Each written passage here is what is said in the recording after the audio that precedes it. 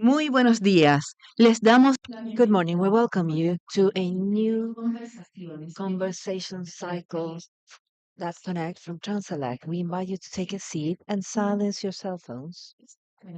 This event has simultaneous translation and will be broadcasted on streaming. For your safety and everybody's safety, we invite you to pay attention to the simple instructions. In case of an emergency, please go to one of the emergency exits that are signaled with a light sign that says exit or salida. Please keep calm, avoid running, help to those who require so, and always follow trained staff instructions from the hotel. Please remember if there's an earthquake or a fire, you must not use elevators. The signaling of each emergency exit will guide you to the hotel exit and the safety zone. The safety zone is outside of the hotel, and our staffing will indicate how to go there. Hopefully, you will have a very fruitful session.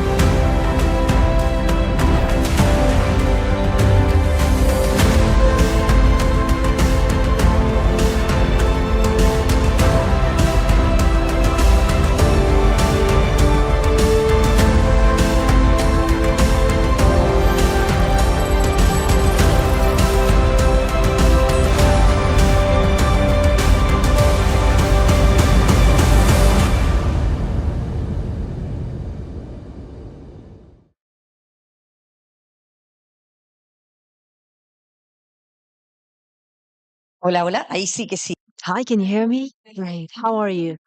Good morning. I present my regards on behalf of Transelect, and we welcome you to this safe energy transition conversation, technology and resiliency for the network of the future, conversations that connect. So it is a very important moment to be here sharing with you since you do such a great job. We have to recognize we remember you when we have an issue, when we have a problem, when there's a blackout. And today we're kind of shaky because it's going to be raining, it's going to be a stormy, so we were all concerned about the electric network. That important is the work that you do on a daily basis for our lives. What will we do without a good electric network? That's why it becomes so important. What we will be discussing today with excellent panelists, I must tell you, because we will have presentations that are going to be very important from different places in the world, actually.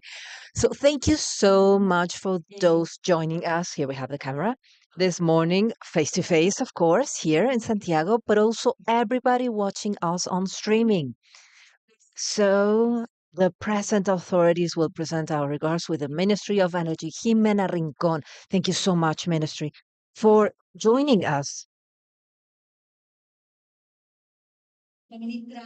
Madam Minister Mara Sedini, Senator Secretary of the Government, the Superintendent for Electricity and Fuel, Marta Cabezas. How are you? Good morning. Executive Director from the National Coordinator, Ramon Castañeda. Eduardo Andrade, Executive Secretary from ACEN. Javier Tapia, Executive Director from Transmisoras, Transmissions from Chile. A big round of applause. Arturo Leblanc, General Manager from Transelec. Jorge Vargas, Vice President for Operations from Transelec. Paola Hartum, Director of Regulatory Affairs from AES. And this, a big round of applause. Carlos Suazo Martinez, director from SPEC, and of course, our regards to all Transelec directors, all representatives from the unions. So we will begin then this morning, and we will ask Arturo Leblanc, general manager from Transelec, to give us the official initial kickstart of this session with some words. Arturo, please go ahead. How are you? Good morning. So yes, what Monica said is true. Sometimes it's a hard job. Even though we do a good job, when we're doing a good job, nobody realizes. But if there's issues, everybody loves us and reminds about us. And well, apart from that, I think the buckets have been set. But thanks again, ministers, for joining us, the directors, Bernardita Espinosa, Humberto Espejo, also from the National Electric Coordinator, Miss Marta. Thank you so much for being here. So, a brief welcome, warm welcome. First of all, to us, it's a proud to have this call, this representation, this attendance. We have been having these conversations that connect, conversaciones que conectan for 10 years. And the purpose for us as industry leaders is to be permanently setting the topics from the industry on the table. That is the invitation in 2025 was a hard year for the industry, without a doubt. But also, much learning came from that year. And it's very important that as an industry, we have the maturity to meet and check what is happening with our system because energy transition is something new in the world. And there's not that much experience. Chile is one of the world's in energy transitions in the world. So that means the privilege of being permanently in the front line, trying new things, but it also means challenges on the unknown. That's why, as an industry, we need to pay attention to the signals that the system sends, thinking about what are the things that we can improve, fix, and what are the mistakes we should not repeat. And that is the invitation we have today to sit down, take a minute, and think about what are the things that we should learn and improve. And today we have luxurious guests. They are so much more prepared, capable, than me and will enlighten you and tell you about this new future path. So some say no more transmission are required. Well, we are convinced that without transmission, there's no transition. And it's something that we should think today. We have some points in the electrical system with congestion, where the prices are uncoupled, discoupled. In Puerto Montt, there's a very important disbalance on prices due to a reduction of transmission. Here in the metropolitan region area, thinking about the north, the energy coming from the north, same thing. There are some other areas in the small north. There are $60 differences in mega only because of restrictions on transmission. If we add to that safety and service quality, we should not forget we are all compromised with transition. We're all committed, but in Chile, we have regions that don't have a light 40 years, 40 hours a year, like Antofagasta region or Maule region, that they have disconnection of energy 20 to 30 hours on a yearly basis. This is something that we need to tackle as a country. We need to solve it because it's not fair. So that is the invitation. The invitation is to use this opportunity. Once again, I appreciate the ministries, Mara Sedini. Thank you so much for being here today. And let's use this opportunity with a future vision to see what are the experts thinking about to have the best electric system that Chile requires. Thank you so much. Muchísimas gracias. Thank you so much, Arturo, for your words. Because, yes, indeed, we are going through a very important transition moment. Chile's doing a great job, but of course, there are so many challenges. And out of that, we want to hear especially about your vision on from the state point of view about the challenges that this industry is facing. So we wish to hear Ministry, Madam Jimena Rincon. Bueno, muy buenos días. So, good morning, everybody. Ladies and gentlemen, Mara, my dear colleague, it's great to have you here. Mara always says, please send the info because I'm going to have to send my face. I'm going to have to be there. So I hope not to overwhelm you, my dear colleague, because there's a lot of information. And of course, you are our face. Miss Marta Cabezas, Superintendent for Electricity and Fuel. Bernardita Espinosa and Humberto Espejo from the coordinator. Ramon Castañeda, Executive Director, the coordinator. To everybody, Arturo, thank you for this space.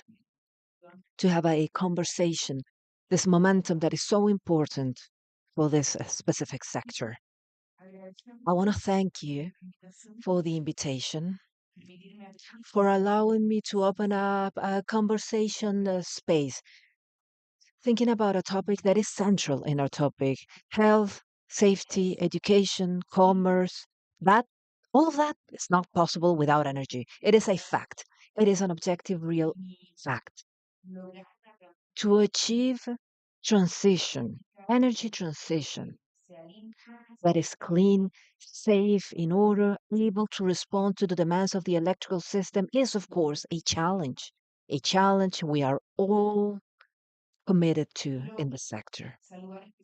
I want to present my special regards to Arturo Blanc, General Manager from Transelec, Andrew Phillips, Vice President for Infrastructure, Transmission Infrastructure, and from EPRI, Jorge Vargas, Vice President for Transelec Operations, Ramon Castañeda, named Executive Director of the Coordinator, Paula Hartung, Director of Regulatory Affairs from AES Andes, and Javier Tapia, Executive Director from Transmisoras. Each one of you are key, important to everything we will be discussing today, not just here physically, but also on streaming. Chile has done a huge effort in terms of energy transition, and national energy policy sets very demanding goals, such as reducing greenhouse gas emissions in the energy sector in at least 25% by 2030, and to achieve for 80% of electric generation to come from renewable sources in that very same horizon. That change was mentioned by Arturo. It's already happening in our country. We are without a doubt an example of in the world on that. And I will say this, and I feel part of that transformation. In my first legal initiatives are related with the fact that companies should have an renewable energy percentage that is mandatory with no subsidies. That was a hard discussion in the parliament back then. Many of my colleagues would say impossible. And I would say, well, let's not make others mistake. No subsidies. And it was possible. We overcame the goal, and we need to feel very proud on that. During 2025, wind and solar energy was 28% of total energy injected to the system. If we add different renewable sources, such as hydroelectricity, two-thirds of electric energy in the country came from clean sources. These are relevant figures that show how our country has moved forward, that we have capacities, that we've done investment, we have technical knowledge, and a well-established route, a roadmap. But it also force us to be in charge of a second phase, a very difficult phase. It's not enough to incorporate more renewable energies, but we also need to secure that that energy is integrated, transmitted, stored, and operated with stability. Arturo provides two examples. One that touches me directly: El Maule region. We need to have electric rationing in El Maule. It's painful because we have energy capacity, and we can't have a region so close to the capital suffering with that type of situations. When we talk about energy transition that is safe, we're saying that the system should work.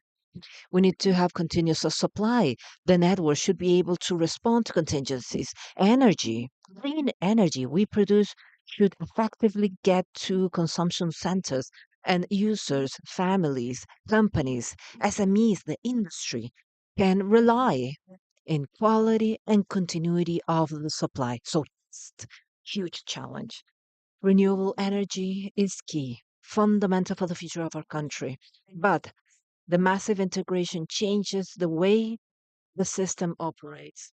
Solar energy, it's variable, and that requires a more flexible network with more capacity to respond with complementary services, with storing, with digitalization, and an operation that is more and more sophisticated. That's why transmission is so important. Not just an infrastructure work, but it is a condition for transition to happen indeed. Misión suficiente la energía. Without enough energy, we don't have energy. We have problems and higher cost of operation, and that affects not only the sector's companies but all the country. Chile has a great renewable power, especially in the north. But that potential needs and requires infrastructure to connect with the main consumption centers. In that sense, works at Equimalo Aguirre line would be key with a 3,000 megawatts in a renewable energy capacity. Its an infrastructure will reduce congestions and will allow us to use our renewables and provide more safety, security to the system. But that is not the end of the challenge. We also require to move beyond in storage. In 2025, we reported 1,700 megawatts of installed equipment and other 600 in testing. Apart from that, the national coordinator says that for 2026-2029, the optimal levels of storage could be based on the northern area with a capacity of 3,000 or 4,000 megawatts and with a time of 8 hours. That reaffirms something which is evident for the industry. Storage is not a futurist technology, it's a need of the system. We also have to address the regulatory issues with seriousness. Transition requires investment, but investments require certainties. Uncertainties doesn't mean to reduce environmental regulations, but the idea is to have clear procedures, consistent criteria, and reasonable terms. And also, let me say, the use common sense criteria. The country requires energetic infrastructure, but that infrastructure should be well developed with a rigorous evaluation, with respect for the territories, with participation, environmental responsibility and liability, and the real capacity of execution. There is one of the most important challenges of the state to coordinate in a better way, to reduce time and avoid duplicities and provide clear signals. Because when a transition line or a strategic work is delayed for years, we can not only delay a company, system security is delaying, the operation is most expensive, investment opportunities are lost, and the competitiveness of the country is affected. And most importantly, the families are affected. And we have to add the need for more resilience. Some of us have a lot of resilience. Chile is a country faced to uh, disasters, earthquakes, droughts, continuous fires, and natural contingencies. The future's network should be prepared for that scenario. It's not enough to react when an emergency happens. When with Marta this week, we talked with Mr. Sadini. Mr. Sadini, we don't want that the Neo Godzilla hit us. So for that, we have to thank all the companies, municipalities, presidential delegates, ministers, secretaries, the work of anticipation. Because when we see transmission lines and we think, what happened? That is, the cleaning of that was not enough. Why? A proprietary and owner of a farm didn't allow the entry of the personnel to clean the lines. What happened with the streets in our country, which are not prepared and not anticipated in the winter seasons to have clear lines? That is to be done with coordination among all. The data of the superintendency says that one-third of the outage are caused by broken branches which interrupt or cut the light or the energy. One-third of the problems which could have been avoided. And that is part of our work. Following that line, the electromobility is an opportunity and at the same time a new demand, a new challenge. The massification of buses, electric vehicles increases the demand in certain times and certain areas. So, in anticipation and good management with intelligent load or charging with real-time monitoring and with clear monitoring is demanded. If electromobility is perfect, we can have good demand management, and in the future, we'll have we'll have congestions, to have better use of the renewable energies. we are going to talk about another thing. If what we began in 2017 about electromobility was motivated and fostered with more strong strength. Now, 70% of our energy is coming from energy which is not renewable.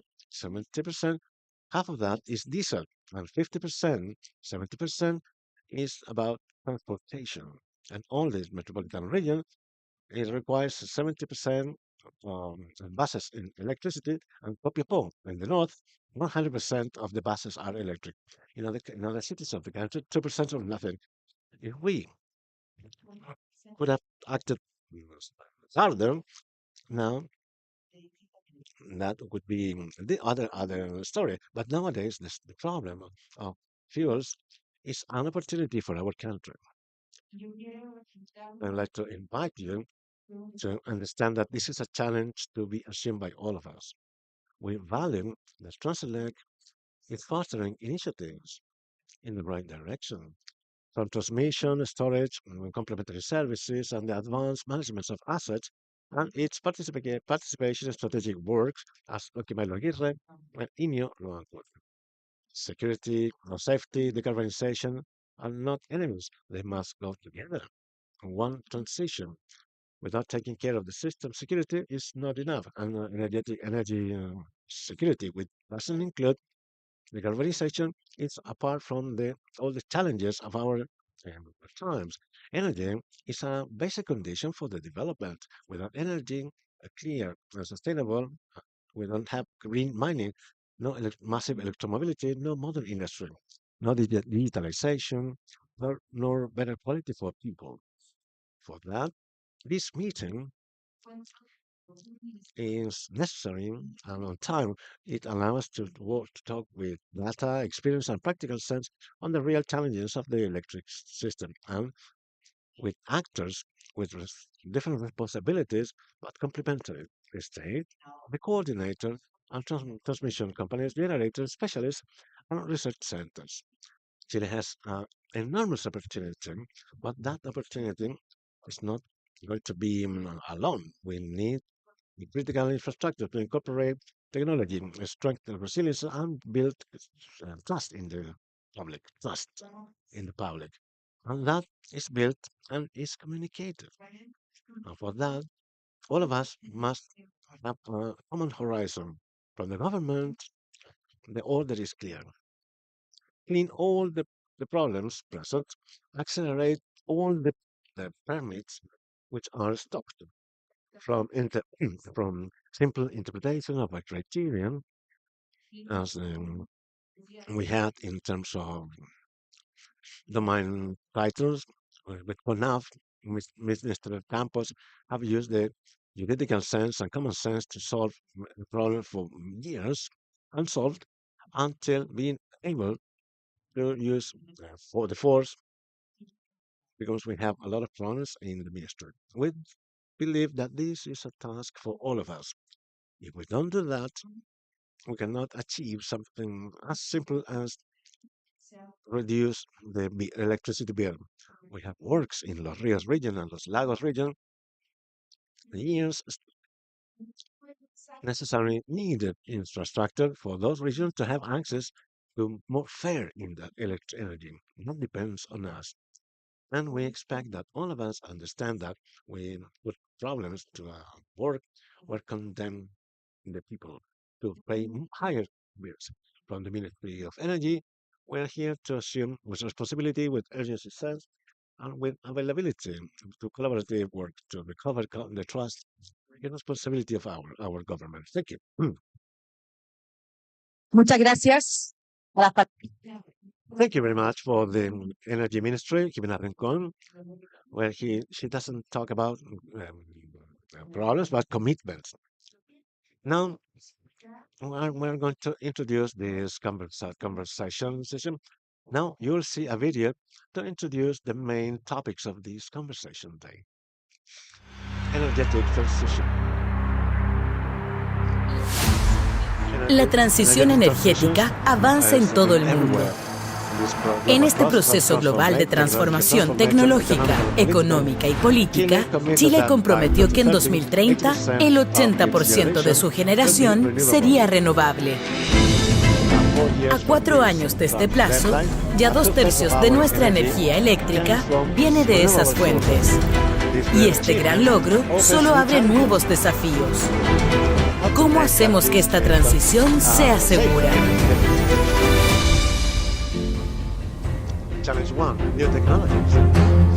A diferencia de los combustibles fósiles, las renovables son oscilantes e intermitentes, lo que propicia situaciones de inestabilidad en un sistema que estaba acostumbrado a operar bajo cierta inercia que garantizaba la continuidad del suministro.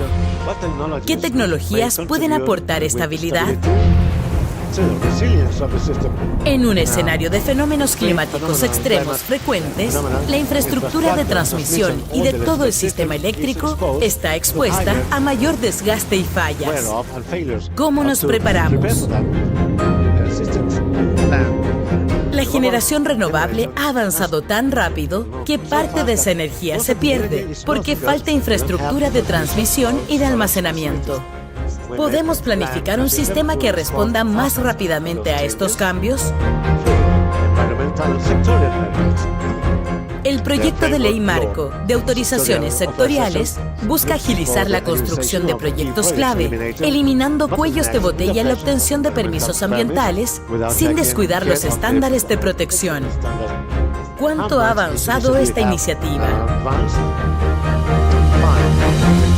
Y todo esto sucede mientras la electrificación del transporte, la industria y los hogares avanza a pasos acelerados, aumentando la demanda. Hoy te invitamos a debatir sobre estos y otros desafíos del presente y del futuro para una transición energética segura. Bienvenidos.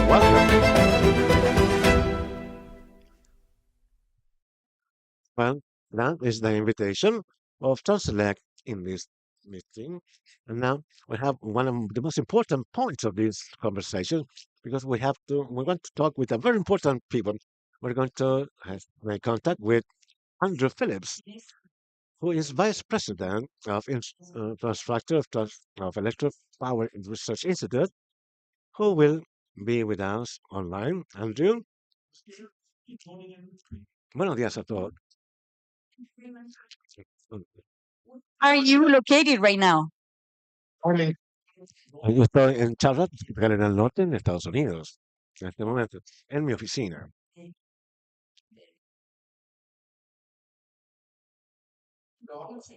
Sí, en la ciudad de la Reina, bien.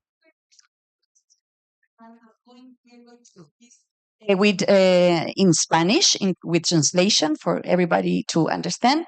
So we are going to be listening to you, and then we will ask you a few questions. Thank you very much for being with us. Muchas gracias. La aprecio que me hayan invitado y escuchar a alguien. Sí, van a contarnos algo sobre EPRI del Instituto de Investigación. Estamos comprometidos con 75 instalaciones de transmisión en todo el mundo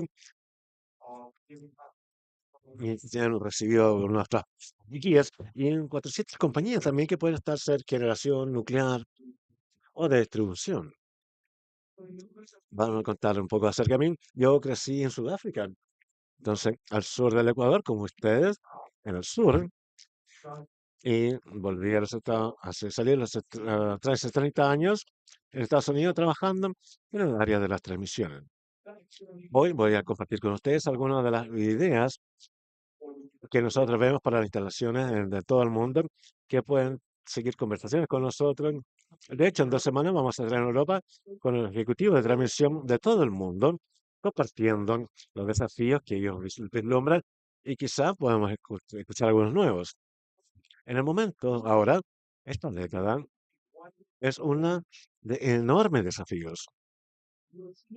Están viendo cada vez más eventos extremos, huracanes, sequías, incendios, tan grandes como nunca antes.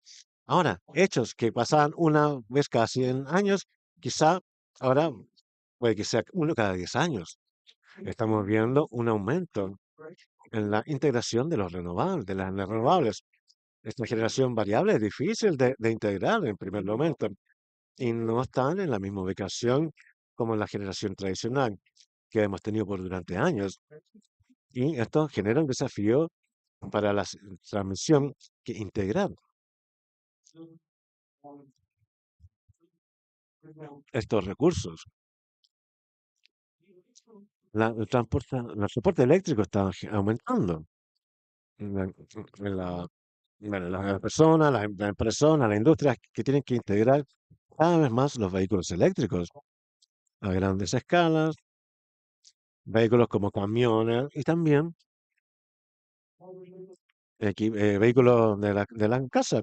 El año pasado en Estados Unidos sobre el 25% de todos los vehículos nuevos eran eléctricos, va aumentando de manera significativa el aumento de la flota de autos eléctricos. Es una sugerencia para la... Sí, estoy más o menos en la mitad de la diapositiva para la persona que está cambiando, por favor. Coming to us at the moment is industrialization relying on electricity. Things that previously we would do using fossil fuels, we are doing more and more electricity so that it's more controllable. And enormous increase in data center load. All of these things together create a huge challenge us as leaders in the industry to address, but also they create enormous opportunities for us to solve these problems and make it better for the whole of society.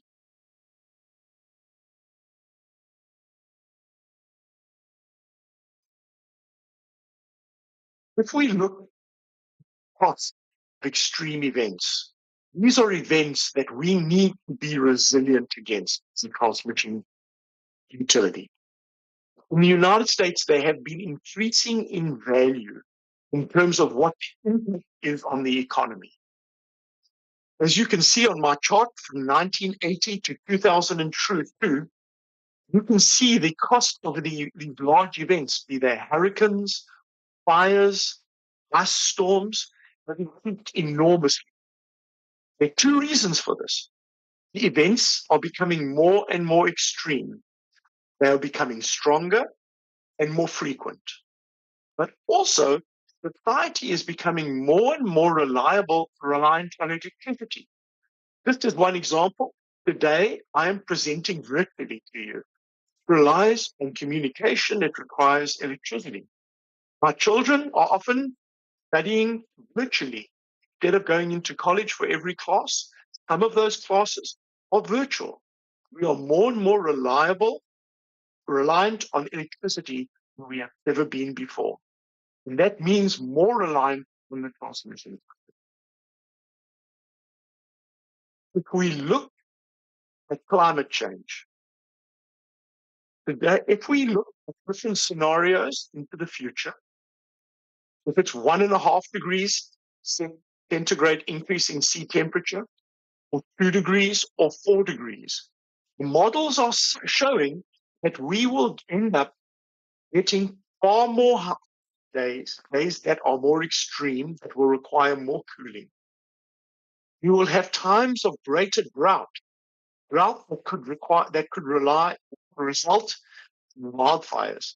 Drought could reduce hydroelectric capacity. Also, at the same time, more extreme rain, more extreme floods that could wash out transmission lines, floods that could submerge substations. We will have less snow. Less snow means less hydroelectric power. And in the United States and in the Pacific, we'll have more extreme storms like cyclones, hurricanes, extreme winds, and extreme precipitation to impact our system. And it's our job as leaders of the transmission industry to work out how we can make our system much more resilient to all of these effects. As you know, it takes years to build a transmission line. In the United States, a minimum of 8, I'm 15. We have to think ahead, think of what's going to happen in the future so that we can predict what's going to happen and make sure that the system is resilient. Resilient not only for ourselves, resilient for our children and for our grandchildren.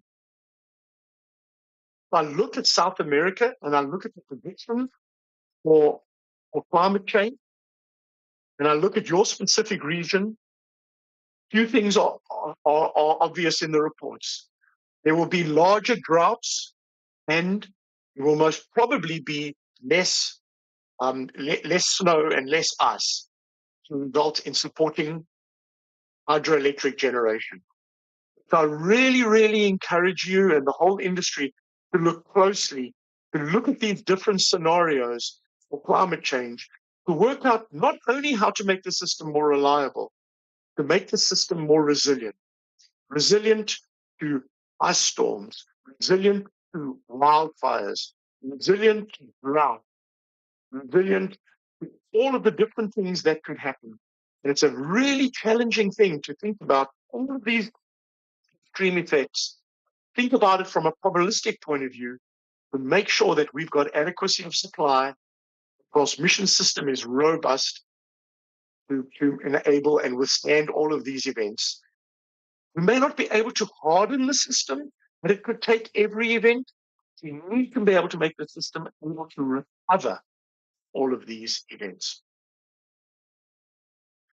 At the same time as we're looking at these extreme events in our future, we have to look at the increase in load.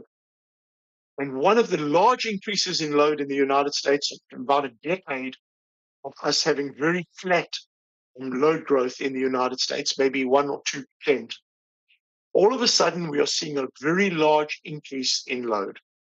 Part of it is electrification, part of it is industrial load, but a large part of it is AI load.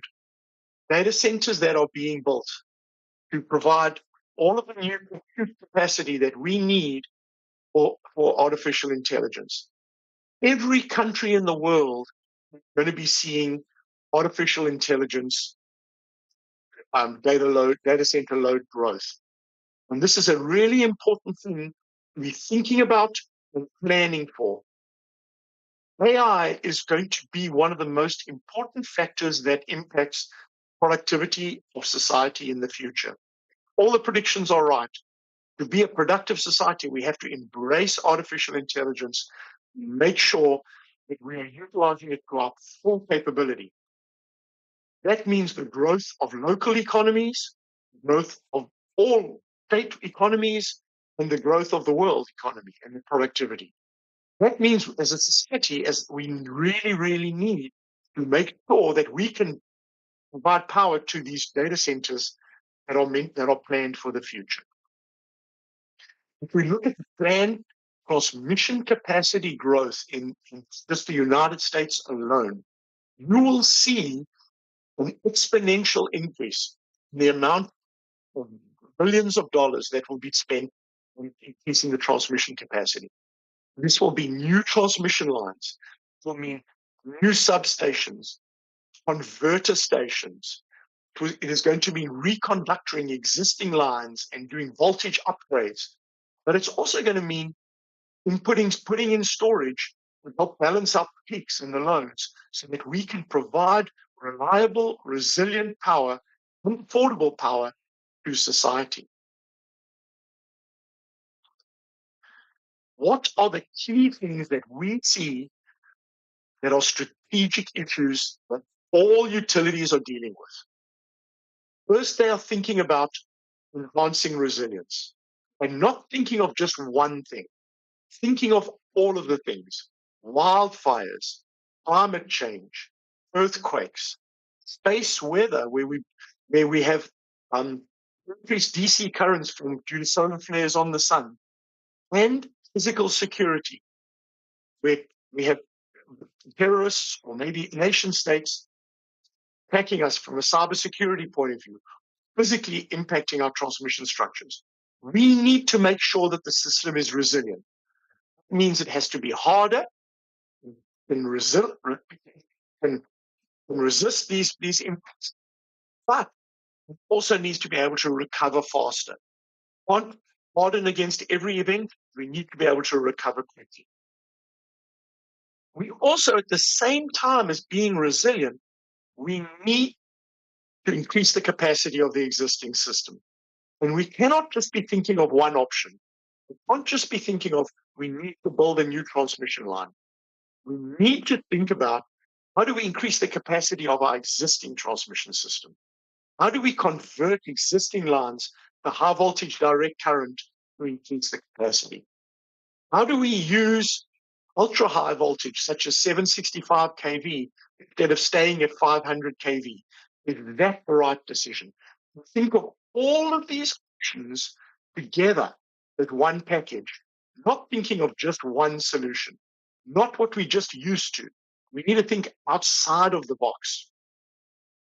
And lastly, everything is built on the foundation of what we already have. We have to make sure that the existing assets that we have in place at the moment, that can be 50, 40, 50 years old, we need to make sure that they continue to be reliable. They continue to be resilient. We cannot do that using the existing methods that we've been using for maintenance, for inspection.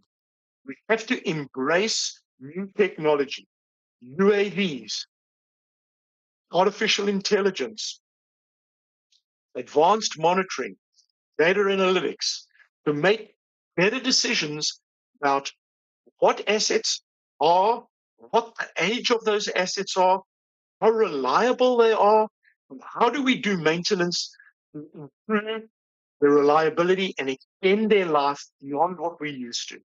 We've got to use all of those different components to manage the existing assets in a far better way. Move from farm-based maintenance to condition-based maintenance. Use analytics to make decisions on when to remove devices rather than just using time. Do more testing in laboratories, understand the age of things rather than just replacing. We need to think of all of these things.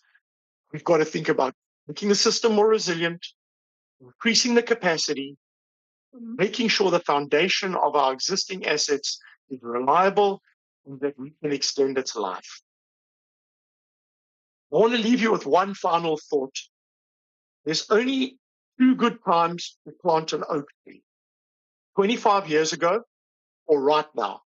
And so right now, in society, we need to start planting those transmission oak trees. New transmission system that is going to be more reliable, more resilient, that is going to last longer for not just for ourselves, but for our children and our grandchildren, so that their economies and their lives can be better and more productive. That's the last thought I'd like to leave you with. Gracias. Thank you for listening to me. I really appreciate everything that you guys are doing and making a big difference for your wonderful country. Over to you. Thank you very much, Andrew Phillips, for your presentation. Voy a hacer alguna aclaración. I'll make some clarifications and I will do them in Spanish. I have to look that way because the camera's looking at me. Don't think I'm crazy looking that way. And secondly, I will continue to speak in English because of a simultaneous translation thing. So I will try to make a couple of questions for Andrew. So Andrew, A few questions. And in your presentation, well, you presented a lot of challenges that are coming in the future because of the climate change and whatever, many things. In that sense, and with the pace of energy transition, I don't know if you have made an assessment on particularly Chile, so that you can give some recommendations to the industry present in this seminar today. I would give two recommendations, two simple recommendations. One is really need to focus, and I think this is where a lot of people miss. Because one focus needs to be on the existing system, make sure you can extend its life, and you can make sure that the existing assets are reliable. Sometimes we always just want to think about the new thing, the new transmission line, new think you need to really make sure that the existing assets, that you have a solid plan for the existing assets to be reliable and resilient moving forward and extend their life. Because you're not going to be able to build all the new capacity and replace the existing at the same time. So that will be one thing. And then the thing is to think about all the options for increasing transmission capacity. HVDC, UHV transmission, things like 765 kV. Also, increasing the capacity of existing lines. And don't be constrained by your thoughts how we've done it in the past. Think about, can we use carbon cord conductors? Can we use more compact structures? What are all the things? So extend the life of the existing system and embrace new technologies and new approaches. Okay. Thank you. Thank you very much, Andrew Phillips from the Electric Power Research Institute, talking to us this morning. Thank you very much. Gracias. Have a wonderful day. Bye. Un aplauso para Andrew Phillips que nos dio esta interesante presentación desde Carolina del Norte. Bueno, vamos a seguir con el...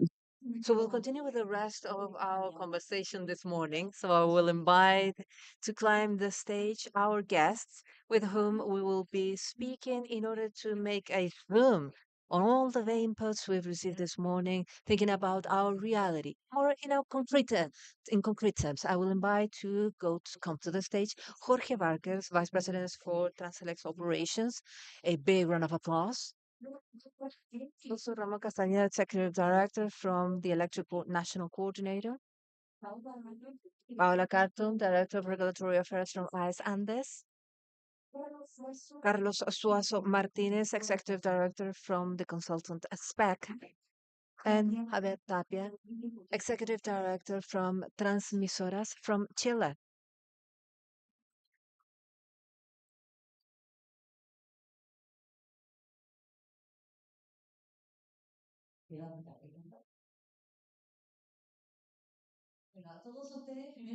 So to all of you, first I'd like to thank for your attendance. Even though we had another questions guideline, I like to tangle things a bit to make it more interesting. So I wanted to ask if in general terms, thinking about Andrew's presentations, because I consider that Andrew presents a series of challenges that are quite important, thinking about the future. And so I would like to ask, what are your ideas you have generated? And if you wanted to comment on something before we begin with the questions. Just let me begin. First of all, good morning, everyone. Thank you so much for being here with us.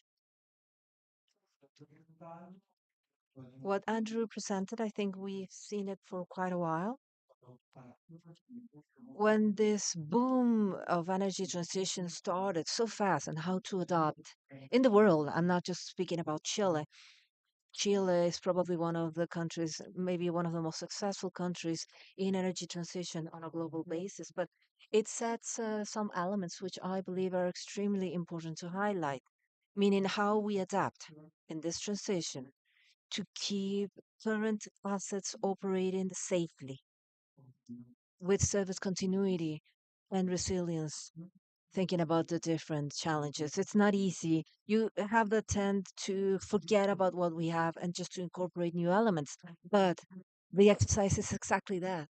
As Transelec director said once, this is like changing the fuseling of an airplane while it's flying. It is not an easy thing to do. You can do it. I keep that message and probably force us to think about a different way of moving forward. Thank you so much. Does anybody else would like to grab the microphone? Same thing. Thank you for the invitation. It makes me think about how we're planning the networks because the strategy we've spoken on the last year is to plan the networks in a way that we make the energy supply in average terms to be as efficient as possible. But we also need to be concerned about some things that Andrew mentioned, which is related to the risks we constantly face and hopefully will grow. Apart from more energy production petition, yeah, when you do those analysis, and I think that it was done, you realize that in networks planning, there are lines that it show up They are planned only to deal with extreme events in such way that those extreme events don't generate economical repercussions on the systems. The typical example is airbag. Maybe you don't really want an airbag a car if you're traveling slowly, but if you speed up, maybe the airbag is something that is necessary to have. So we need to start thinking about infrastructure, specifically designed not only for the expected cases, but also to face extreme events. Thank you so much for the invitation. And just two main ideas. The first one is that infrastructure and the evolution of infrastructure does not compete. We usually make changes thinking about making them to compete. We're talking about reforming the transmission, and it's like a reform of distribution, and we have so many other improvements to perform in different sectors. We were thinking about maybe more changes in transmission, less in distribution. That is kind of the network is a single one. The network literally is divided one way or the other, but the changes in terms of networks should be one, and we should think about it as a one main public policy, thinking about all the arenas without really competing. I think that's a key idea. The second thing is something we have highlighted quite a lot, or I've tried to highlight in terms of the union in transmission. We don't only have to build what is new, but to take advantage of what exists in the best way. Since this is a regulated area, the state decides to do so, we need regulatory incentives that do not exist. There's a key idea, which is basically how to improve what we have currently and how to translate this into regulatory incentives in order to improve what we already have. Hi, good morning. I'd like to thank the invitation from Transelec and the honor to share with all of you. I just wanted to say that I am part of a different segment, the generation segment. I have several colleagues in the transmission segment, but the presentation is complementary. It's also quite relevant. The affirmations we need to take care of the existing assets. Energy transition has generated a huge challenge, yes, not only public policies, but the way that at some point we have decided to embark into this transition where it was not very clear how to do so, nor the costs associated. This whole technological exchange, and that is the main challenge. The minister said it, how to communicate things. Transition does have a big challenge. It was mentioned, economical signals. And in that sense, the message would be to coin this that we are today somehow crossing the desert. Transition is also being performed in an environment, as you saw there, uh, with a huge influence on climate change. It has an impact. So, on one side, you tend to accelerate things to get to the other side in the best way, but that doesn't mean that you're going to get there faster.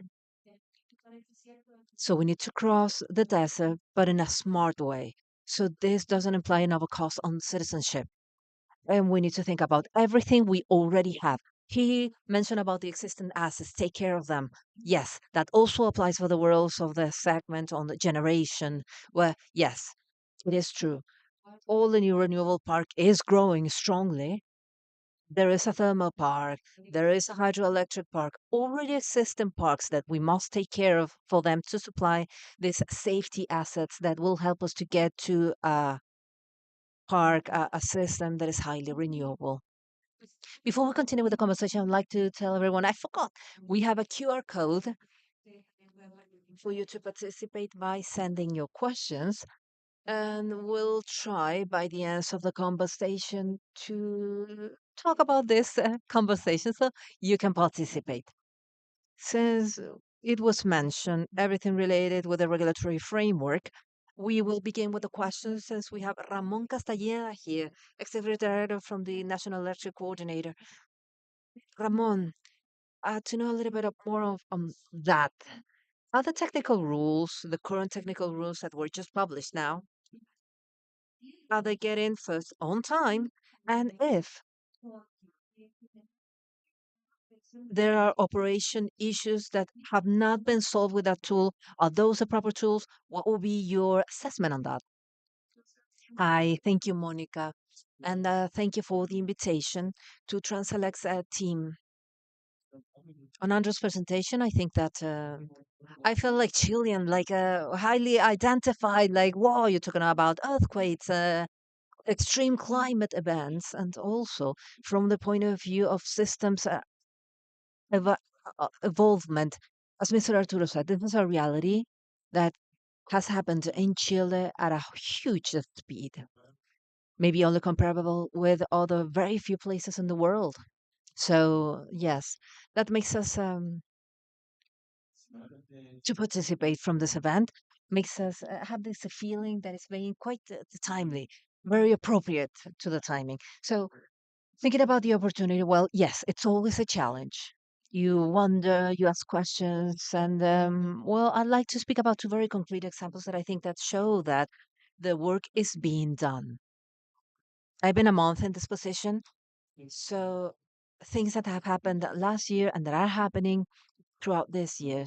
So there are two topics related with this technical challenge. One is related with the incorporation of equipment, batteries equipment for storage of energy on a large scale.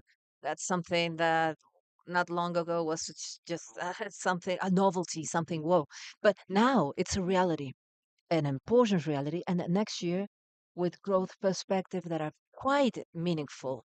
Today, we're saying that the amount of energy that is being mobilized by these batteries in intradaily format at different hours during the day is equivalent to the production of a combined cycle central of 300 megawatts. So yes, it's not just initial technology, marginal technology, but they are participating strongly on the real operation of the system today. And next year, we're thinking that this may double or triple. So, in this context, we today are, for instance, publishing a guideline for the verification process of the capacities of these batteries to comply with certain technical requirements that were established by the authorities through the National Commission of Energy in February or March this year. And it's been published today. This is a clear example of an adaptation of the regulation to this speed, which is facing the technological development and the way the different stakeholders are investing and building these facilities, which are contributing an important share to mitigate that energy which were not used a couple of months ago. Another example that maybe in other questions will be going in depth is complementary services, where we have proposals from the last year on the first quarter of this year, and until the end of the year, we'll be able to say yes when the if, coordinators talk about ramp inertia, which are novelties for us, and will help to have a better operation of the system in the future. Now, so when I talk with the national coordinator, there's sometimes a concern. What can you recommend? You can make guidelines how to make things, how to do the things. All the people you coordinate are able, but they don't have the capacity or the ability to sanction. Say yes. Well, if you say something is not doing well, and you don't have the power to make things happen. Yeah, you are changing topics, but if regulation the current legislation is enough, it's in other words, on one part we have regulation rules which are being developed. And another thing is the great degree of compliance with these technical requirements. And in that sense, March 31st, a report was published prior to my arrival, an important tool for this year. And our efforts, and my personal goal in this position is to work with the companies and authority to close the identified gaps. We have done some steps since last year, but we must move faster. So the next year, we will not talk about gaps, but on how these technological advances is well managed. So effectively, there's work to do, and this is our focus. Any comments? No? Javier? Any further comment? Well, regulation are behind the market. In the last year, we have seen a very high speed in markets development. We have a very highly developed market in generation. For example, the speed of growth is unimaginable. And we're having discussion. We change every year, every 2 years. We're changing the kind of discussion. We're talking about storage. The topics were present in the conversations. But in hyper regulation areas, generation is stuck. We need a speed, which a faster movement, because we are seeing other topics and networks of grid are setting behind. Why? We are creating more complexities in the regulatory arena, and which requires the same speed. And we have to take charge, both public and private sectors. Uh, about that, the comment of Ramon from the regulations, the rules. Lately, National Commission of Energy issued a new piece of regulation which increases or updates the technical requirements for design that any renewable energy plant must have. So, from a passive actor or trusting that the system has stability, and I'm joined that with certainty, and to be now an active actor of the solution. And basically, I'm talking about what was told you before. Energy transition meant the exit of some technologies, and the high degree of the decarbonization is moving on. And the storage system, as HDC lines, as we are talking about transmission, they have uh, technology based in electronic power, but they have a new technology which requires to operate in very, very resilient and stable lines. The ministers talk about trust and resilience, but in our world, like trust is translated into stability. And stability is required by law, by legislation. All those new lines, HDC, renewables, and storage systems, not enter with high technology. And new technology for us in Chile is not approved yet. And the first challenge is to check how to integrate these technology into our system in parallel to the operation of traditional safety, as our electric system has, and other technologies as asynchronous condensators, which provides stability to the network.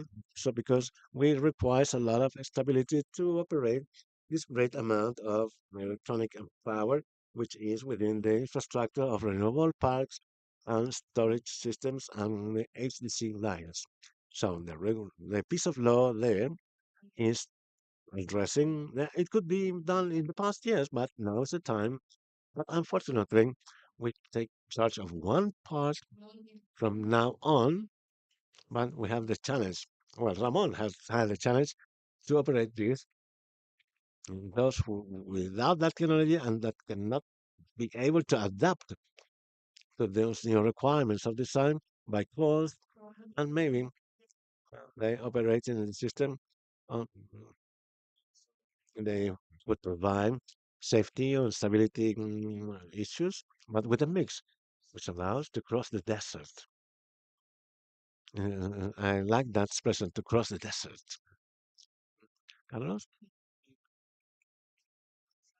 maybe we have a key point, and it deals with there are some sectors, many sectors, transmission and distribution or generation, which request constantly changes and for 12 years ago, in the second administration of Bachelet, it was said that this overdiagnosed sector, and we had a lot of common spaces. And in those common spaces, some proposals have appeared, but in the last 12 years, when that didn't have so many structural transformation, which allowed us to think that we are in the right path to the adoption of new technologies. And the question is why? From my side, our bandwidth to create reforms and create a transition is very short. And this short bandwidth is a problem because we have lost a lot of people in the regulator. The teams has been renewed, and the teams are short. The reform, which was initiated in the second term of Piñera's administration, 2 years on Senate, maybe it had no results. So now we're going to have a new distribution reform, and we're going to set aside, due to this limited bandwidth, other structural reforms which are necessary for the system. And there, we have talked about that and discussed that. Maybe the government is not giving solutions for the needs of the system. There's a blackout and the tariffs is part of that. Maybe we have overlap of functions, lack of leadership, a lot of politicization in the institutions, and that's why the system is not generating tools to advance in a more elegant way into the transition. Jorge, I don't know if you have something to say. Carlos' point is interesting because I'm going to talk about that. When the system changed a lot and in an accelerated way, the regulation is behind. Eventually, the institutionality and the governance is behind. And the challenge now is how to re-articulate that in order to have a safer energetic transition, which allow us to move beyond. Now, I begin with this because if we are going now to the operational part, we have the Ramon's challenge is the operational aspects of the reform. Not the coordinators not operates alone. We all contribute to that safe operation. And what we missed uh, in the report is that there are some elements in the current legislation which maybe are not too precise to give tools for a safer operation to the coordinator. So we see that there's a lack of elements, not technical norms adjustments, more complementary services. Now in Chile we have 4 complementary services, Spain 14. How many other countries have not many regulations to ensure that the operation is in a safer way? And we have a safer operation, then we are able to create something more robust, more resilient, more trustful, and then being able to have a safer energy transition that I think for the country is a great opportunity and also a great need. Most of the Chilean energy cost is only hydrocarbons. So to make a transformation to electricity is a great opportunity for Chile, but it requires to have a safer and secure line. Thank you very much. Ramon, other issue? Maybe add, and I mentioned about asynchronous condensators. This is a good example of measures which were taken in advance.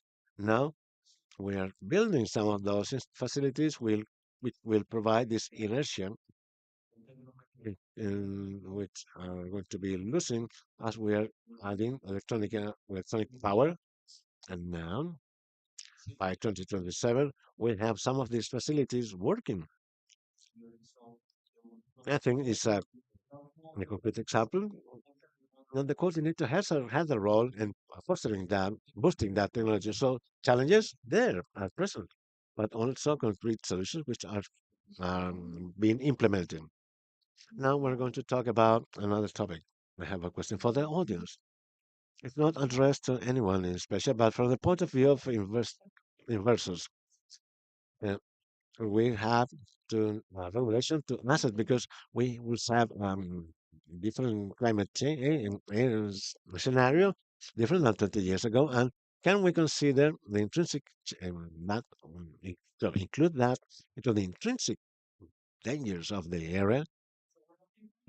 As far as I understand, should, should we have climate change must require all the changes must require transition and everything, and equipment asset renovation will requires regulatory framework, or that could be understood as a reality of the business.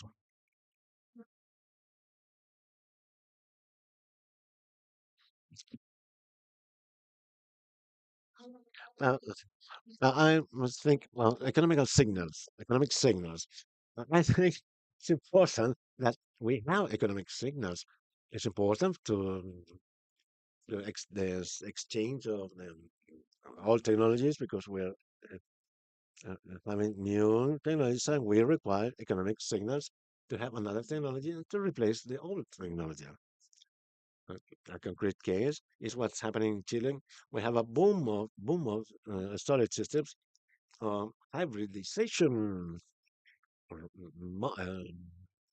area, sun storage, everything, the energy.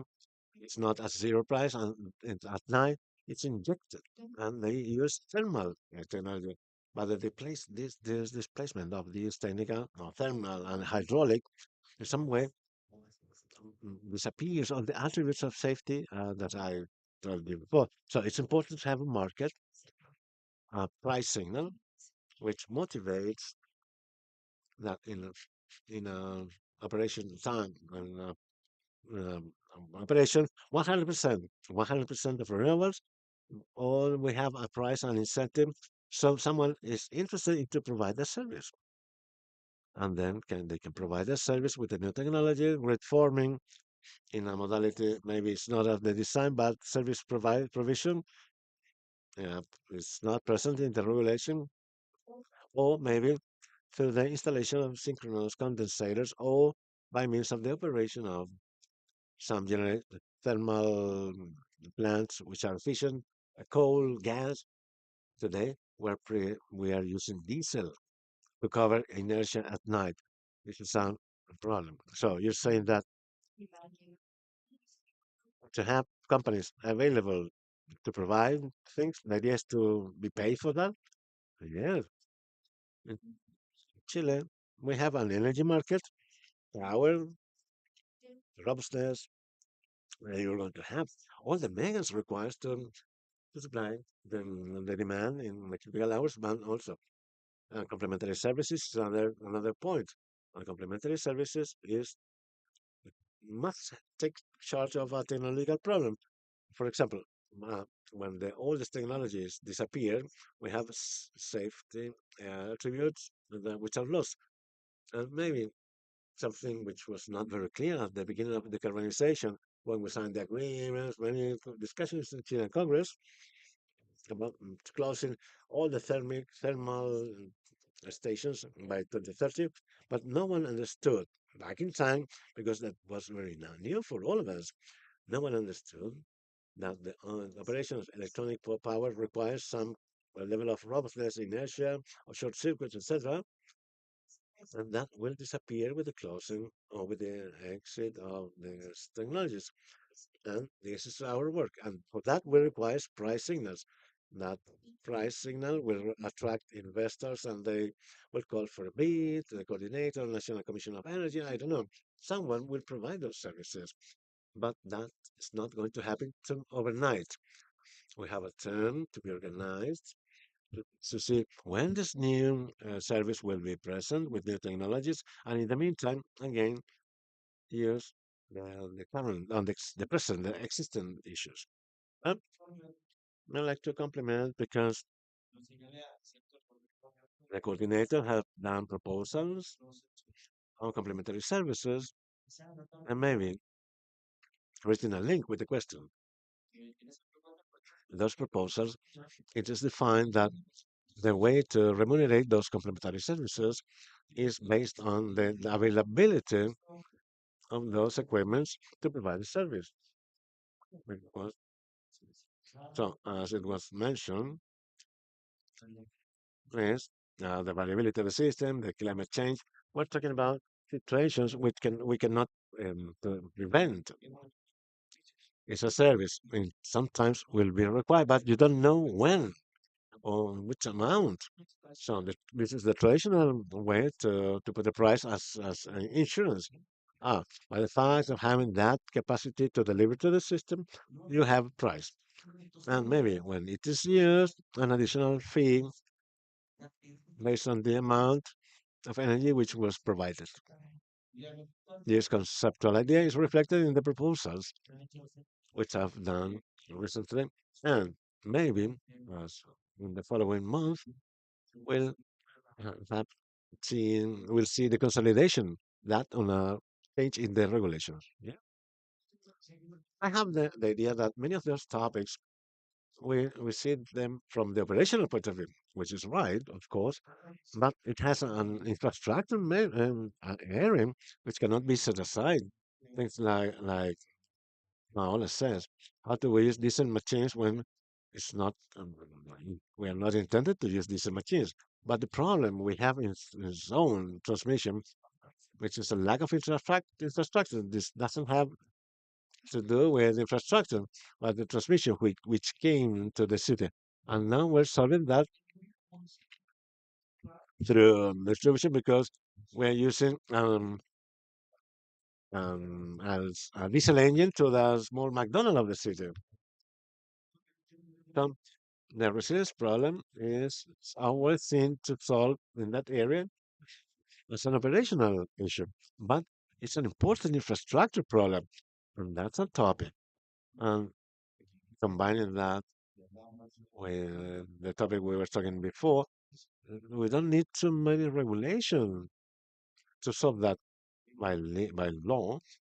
Sorry, not by law, but regulatory way, and that implies to have an agreement and to make a more robust grid. We have regional capitals which are seeing problems. First, solve the big problems. We need additional lines, yes. Move the discussion from if we need more and less technology in the system in general. But please do not forget that regulation of infrastructure on local level, because I think it's a quite relevant topic. 30 substation with congestion. We're not talking about congestions in the south, but in the north. We have congestions. We have 30 substations in the center south area. Why? Lack of infrastructure. So we have we have a topic about operation, the ways to create inertia effectively. But please do not forget that it has to do with what supports that operation. Todo porque, perdón la ignorancia, Sorry, what is this? Lack of information, lack of investment, or issues with permits don't allow for the project to move forward? As Carlos said, we have an issue regarding planning, a very important planning problem. We don't have enough planning. It's something that we have been saying for quite a while. We have been working in a positive way with the authority, but locally speaking, there's also work to do.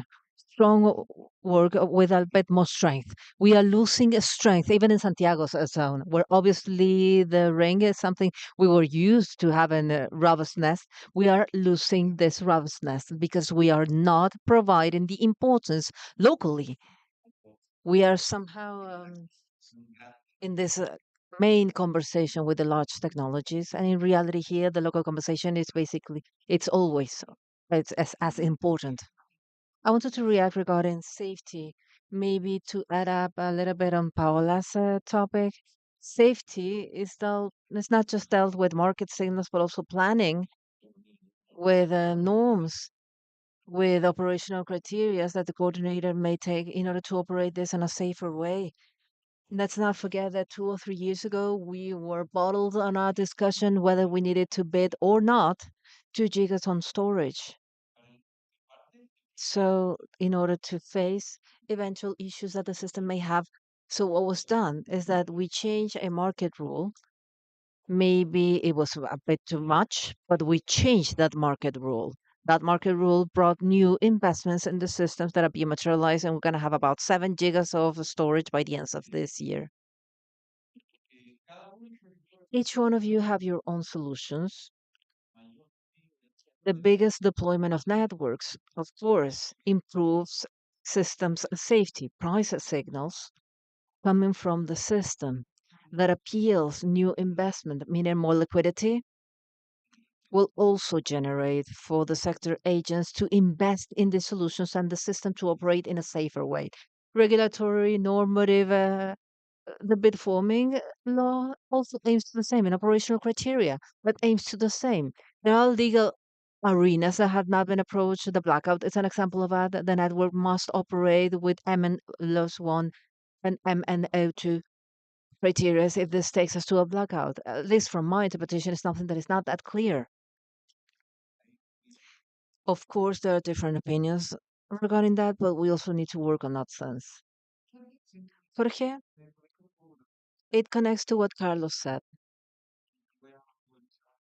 And I go back perhaps to the past. Today, as a sector, as a system, as national electric system, we have the challenge to adapt it to the current situation, which is something that Andrew mentioned.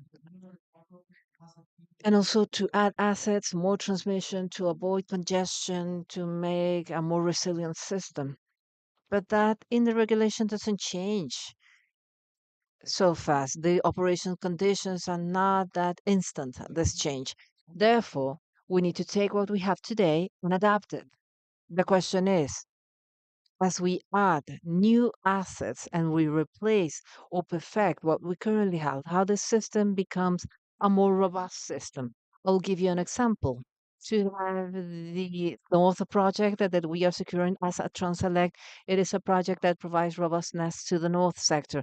At some point, that condensator is going to be operated, and the question is how to articulate in a safe way the operation of the system with the synchronic and 457 gigawatts of battery banks, meaning it is a system that is, of course, much more complex.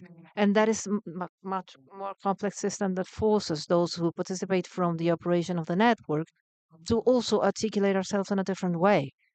The regulations that I was trying to mention a while ago is the one we have today and requires for that adaptation, but it also requires for the anticipation on our side in order to capture and use this technology in the best way.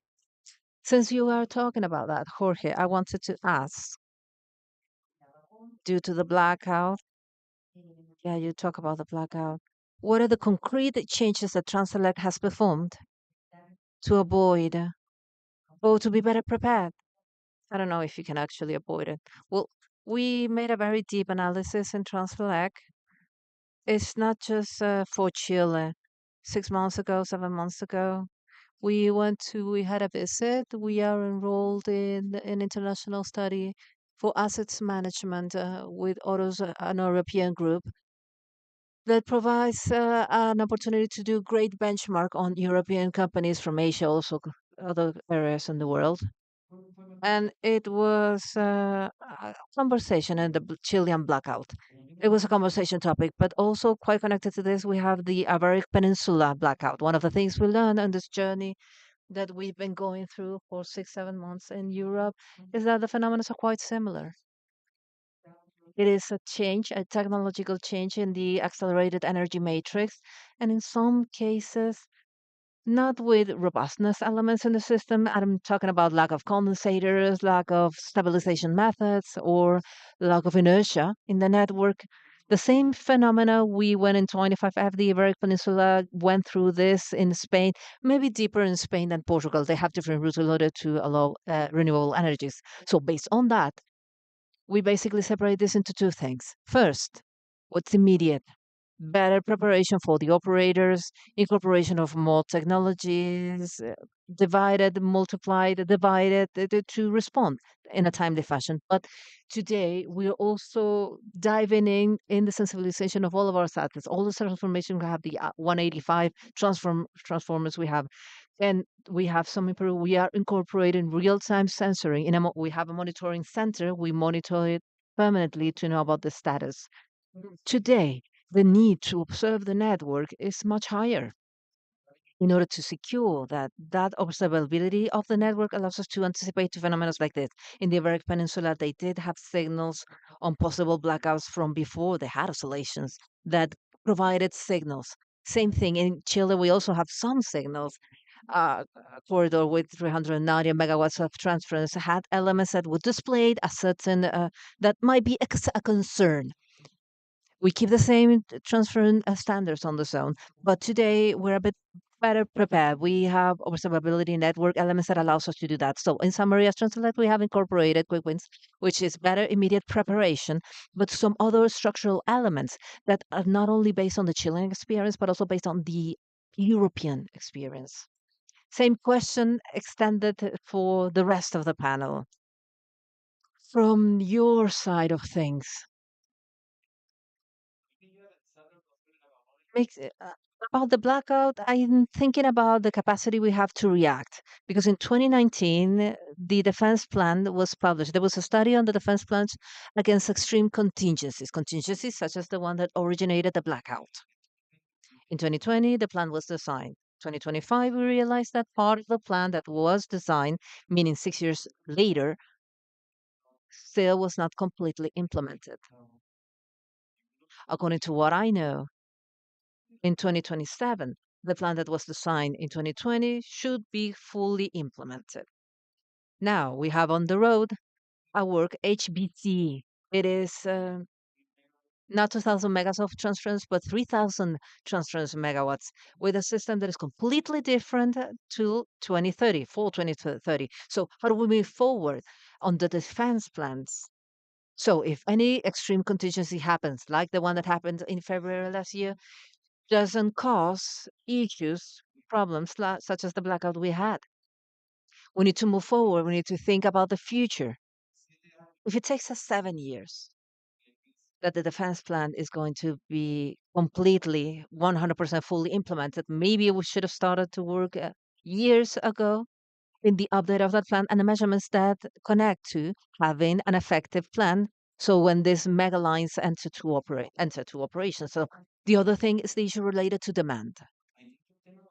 There are many topics where the coordinator is performing an exhaustive work of improvements when facing the resilience improvement of the system to face conditions like the one we had during the blackout. This is something that we see, but there's also a role regarding demand. Analyzing the events. When analyzing the events that happen, demand in Chile gets disconnected almost immediately if there is an oscillatory issue problem in the network. The question that lays there is if the consumer should have a standard on disconnection, meaning if they can get disconnected if there's an event, or at some point maybe they do play a responsibility when this happens. Things like what happened happen. In other subscriptions, for instance, in the US, in ERCO's case, they are actively working in large electrical consumers have resilience capacity when dealing events of such sizing, meaning the consumers must remain connected when these redundant variations happens because it helps the system not lose fragility. So this is something that we at some point should start to consider and work on.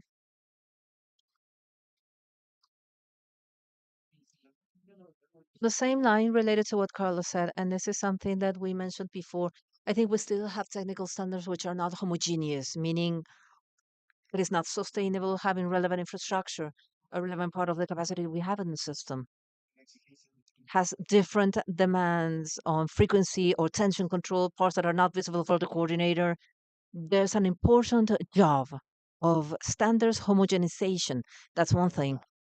But also, I believe there's a dimension, and I want to skip the technical side of it because I think it's a very important dimension regarding of what happened at the blackout. We have never sat as an industry to learn lessons on that. It's a huge vacuum.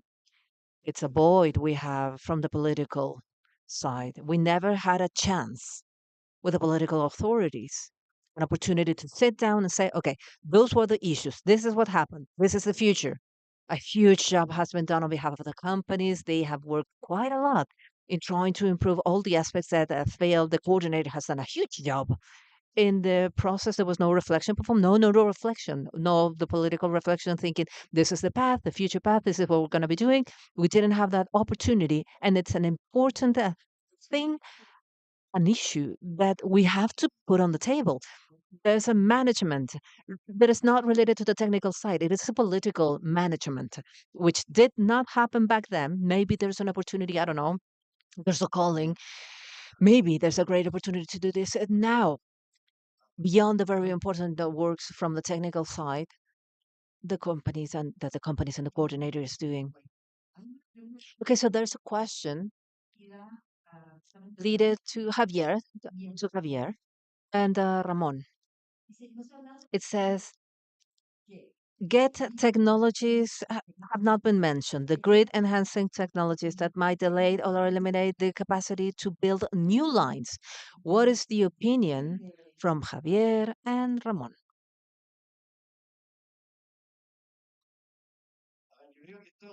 Okay, I think that this is on the same line on how we make the new competing with what's old. We need new transmission, a new technology. Should we use the existing one?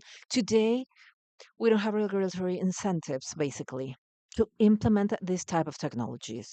There's no incentives for companies to implement. So there's a lag on that. And the different types of technologies, they get technologies. And that is a regulatory thing. So let's start with that before we try to say if we need it or not. We need it. There's no other answer today. Those are technologies that must happen in the future, but there's a barrier. This is this lack of regulatory incentives. Do you agree, Ramon? I just wanted to emphasize what was mentioned by Carlos. The issue of flexibility as another element that should be added to this equation. And I agree with Javier. There's no dichotomies. It's not one thing or the other. We're talking about both. We need to improve the current infrastructure, guarantee compliance of technical requirements of the current infrastructure. And we are working, as he pointed out, with the measurements plans that was drafted last year on the second semester, collecting all the learnings. And yes, our mission is for this year to move strongly on closing the gaps that still remain. But apart from that, thinking about the current installations, yes, of course, in the new installations, all in just the possibility of incorporating new technologies, yes, of course, this will help. And demand flexibility is something that probably in time is something that must be performed gradually because it involves new systems, new communications, new protocols also for this to work properly. But as Carlos mentioned, this is something that in other places of the world has some touring, has been done. So we can move forward on that also. And it is that mix, that combination that will allow for this adaptation to happen. Because systems planning is more and more challenging because we have many variables with more uncertainties than we were used to. Today, we're talking about this grid forming we are getting now. We will have a process, as Paula said, to put in practice this technology. And yes, effectively, there is a high uncertainty on how this will interact with the different components of the system. This is something we're just going to see in practice. And it's difficult to incorporate because you were talking about planning. Well, planning. It's so important to have resilience and measurements that aim in that direction. I talked about it, complementary services. This is a topic that was mentioned before. Compared to other countries, we do have possibilities to increase those complementary services. Therefore, having more tools available in order to guarantee safe operations. And on the other side, in technological terms, I think that indeed, improvements of the network, observability that was mentioned, having more sensors, more capacity to get information in real time on how the equipments are working. That is related also to these improvement technologies, of course. This helps. And flexibility of the band. Also something that will be incorporated in the following years. So Jorge, yes, let me please have a reaction to this because the question had a content that was quite interesting, using new technologies to delay the arrival of the lines. How many years with no problem with the lack of transmission? Very few moments, very few years when we have an infinite transmission in order to incorporate the renewables as we wish, and we don't have problems of marginal cost. There's no year with that situation. And why? because I remember back in 2020, 28, a transmission line, the great discussion with the National Commission of Energy of that time was we proposed as Transelec a line which lasted 40 months to be built, 500 kilowatts line. And the commission said it's an extremely long time, and less time is required for that. The reality says that we took 10, 11 years to have a transmission line, and that happens in the Great Britain, in the Netherlands, and everywhere by different reasons. In our countries for permits, but in other countries are for other reasons. And why? We have that focus because for me, that technology is not to delay lines, but to provide the room for the lines we expected to avoid congestions as we have 2 million of people with less robust electricity in the north, in the south, Valdivia, Puerto Montt, Arica. So that technology, I think the great value of improving the network is to allow the transmission get in a more opportunist way to the people. Thank you very much, Paola. Reflection on what my colleagues have said about the optimization of the system transmission. I think as sector, I think we have still have a communicational challenge. Planification, planning of the transmission has an inquisition period, and then tariffs. So we, from the social outbursts in Chile, we have having a challenging tariff issue. We we froze the prices of electricity, and also the same happened with transmission and the distribution in Chile. And getting out of that historical momentum in Chile has been very complex because then after that, we have pandemics. So transmission plans tend to be, we have a pervert incentive. Uh, and there is where we lose infrastructure required for what? Again, for decarbonization. It's them. Where we have a communicational gap. So we want a more renewable country. We will require more transmission infrastructure. This has been said many times, but you still see that we have a communicational gap from us to understand the contribution of a highly decarbonized system, but which requires an accompaniment of infrastructure in transmission, which adequate. On the other side, 2916 law will lost the localization signal of the transmission. In some way, the technical rule standards impede because it has specific requirements. And when it's no a problem there, renewable cannot connect to the grid. So we must see how the regulator is taking charge of those topics.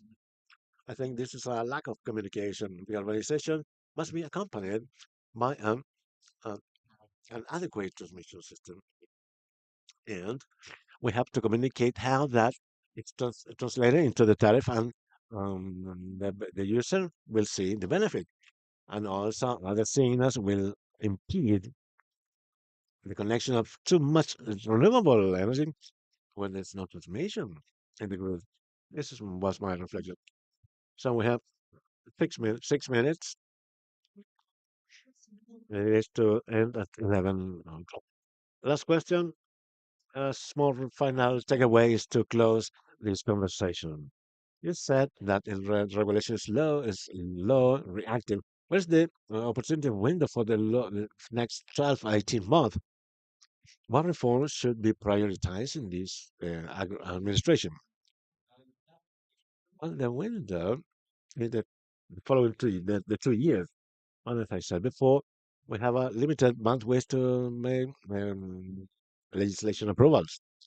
If we begin to talk about the reform, we'll have problems because the priority is useful and not useful conversation. But what I see that is this is energetic issue. The sustainability is very well to comply with the goals we all proposed. Maybe the goal should be more demanding, but our goal is being achieved. And what is pending? We have pending issues on mm, wholesaler market prices. Now we are going to operate a system which will be a renewable system. Maybe 80, 90% of the matrix is from renewable and say, storage, and the operation of that system should be is going to be critical. Now, the wholesaler market reform is not an objective, but the idea is to have a cheaper system, a safer system. And now this reform will eventually help. It will help by means of having signals because the cost of the system could be low, reduced, and the system effectively may operate in a safer way. From the previous conversations, I see a problem when we have transmission sector, which deals with what Jorge said. These 10, 11 years that a line takes to develop. If lines takes 10, 11 years, these new technologies could be a tool to deploy capacity in a faster way. But also, if the network is not able to get in time, customers should find other solutions. What is city generation after the meter? But those are the tools they have.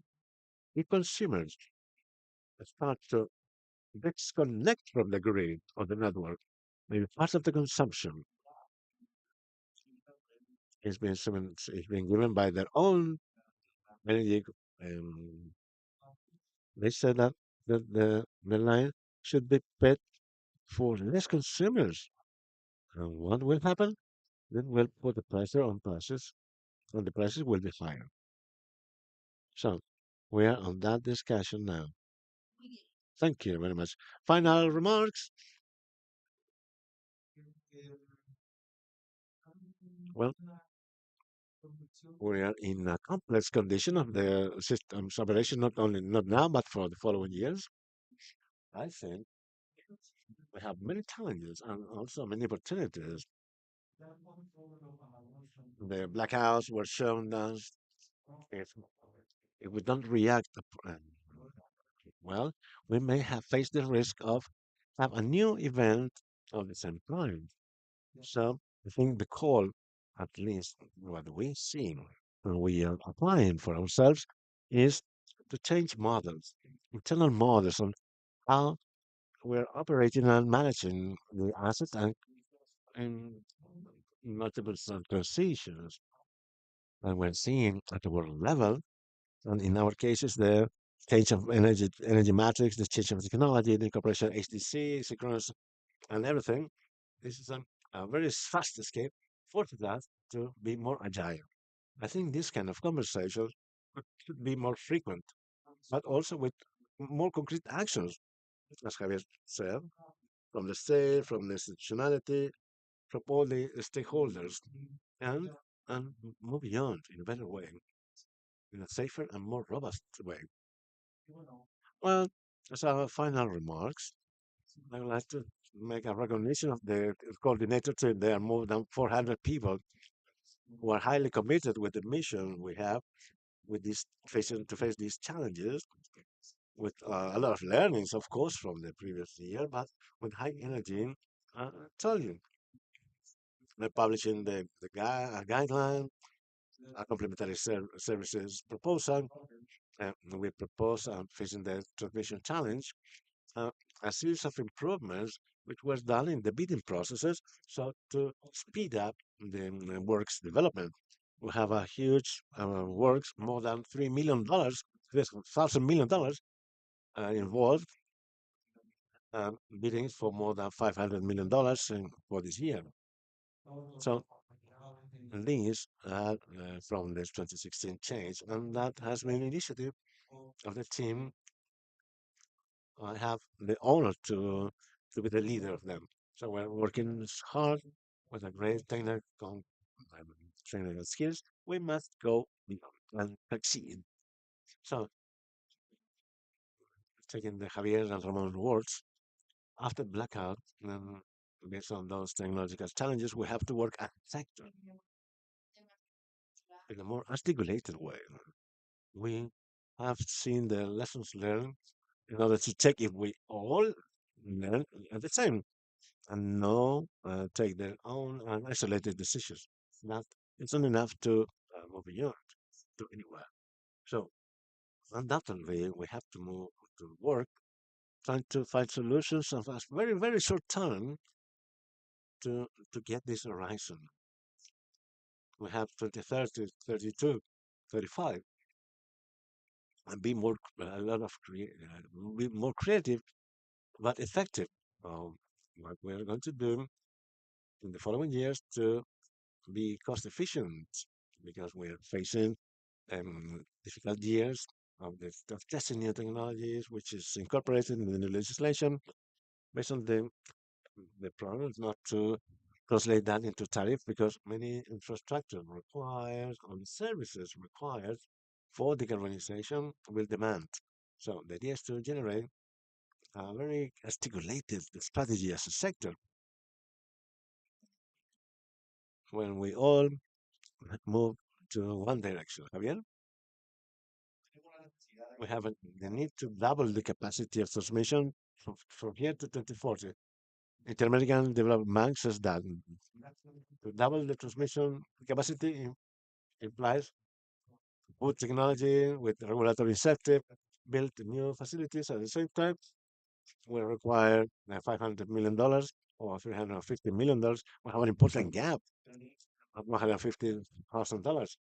But we have the need to not, but we are able to modify zone tariff planning methodologies of planning that requires a public-private work and with a view in a short and medium term.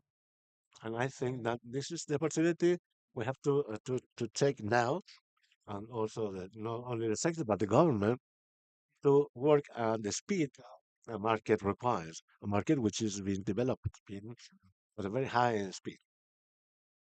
Carlos? So first of all, thank you for the invitation. I would like to end by the erosion of the public confidence, the background, the problems in tariffs that put us at the center of the debate. I think the discussion was from the technical environment to a political environment. I think we have to be able as a sector to be in advance, say in advance, to face the political discussions, being more technical and with solutions to have a more robust, more resilient system. So thank you very much to all of our speakers.